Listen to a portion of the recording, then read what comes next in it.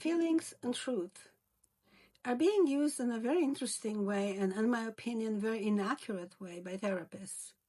I was in a group yesterday, and a person that's training, getting her master's, was saying how she is being taught that the parent has their truth and the child has his truth.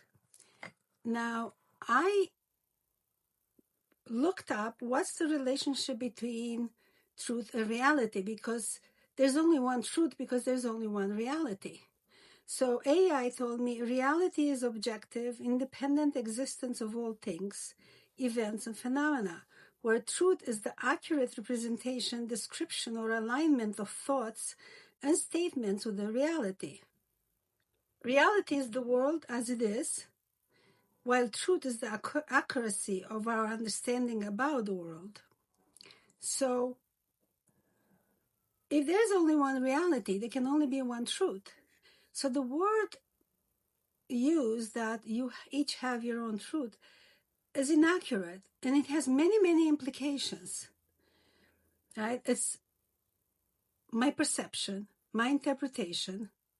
The narrative I have about an event is going to be different from my mother's interpretation and narrative about the same event, because we're looking at it from two different places, two people at different developmental stages with different needs. So when I share my narrative and you share your narrative, we can go deeper to see what is it that we needed in that moment when we created that narrative, and what is it that we still need today. And sharing what I need and hearing what is it that you need, because needs change, not the needs themselves, but the priority of needs change over a lifetime.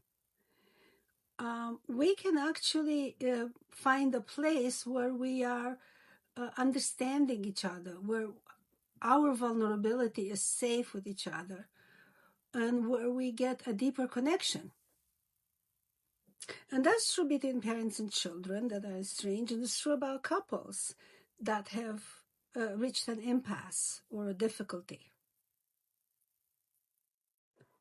When we are saying the adult child has his reality and the mother has her reality, we're implying that they're solid things like reality. And therefore, they cannot be questioned. And therefore, they can never connect because they are two realities. It also has implications about morality. And this is very, very important, because my reality, my truth makes a certain moral behavior moral, where it may not be moral to the other person.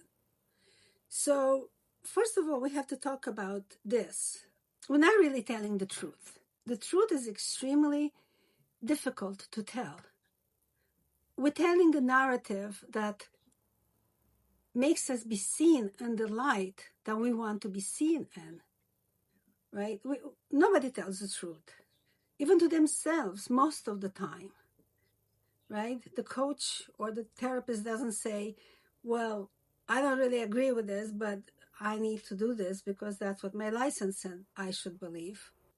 The rabbi doesn't say, I don't want to jeopardize my stay in the community, and I'm not going to dwell too much into this, and I'm going to sort of go with the flow and please everybody, for example. I'm just giving examples. Because nobody really wants to tell the truth. It's just too vulnerable. So we tell the part of the story that creates the narrative that we want on the table. There's really only one reality, and we know we are representing reality and our truth is in alignment with it, when the result is a blossoming, a flourishing of life. If we don't respect our mother at the end of all this, if we have no regard for our siblings who miss us, if we disregard everybody else's loss, everybody else's disorientation or pain around our no contact policy, we're not supporting life. I think a very different thing will happen in therapy. As the parties are addressed as having two different perspectives, two different narratives, two different interpretations. And the focus is on how to connect to humanity, how to connect to their humanity, how to connect to each other's humanity.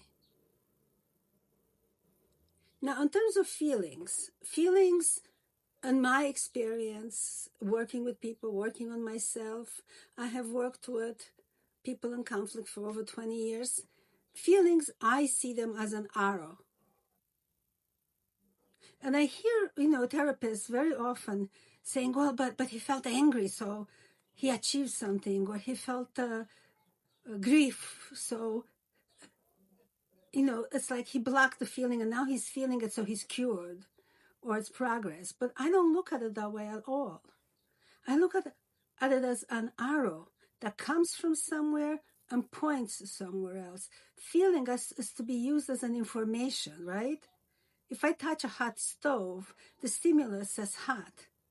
And the information is get away.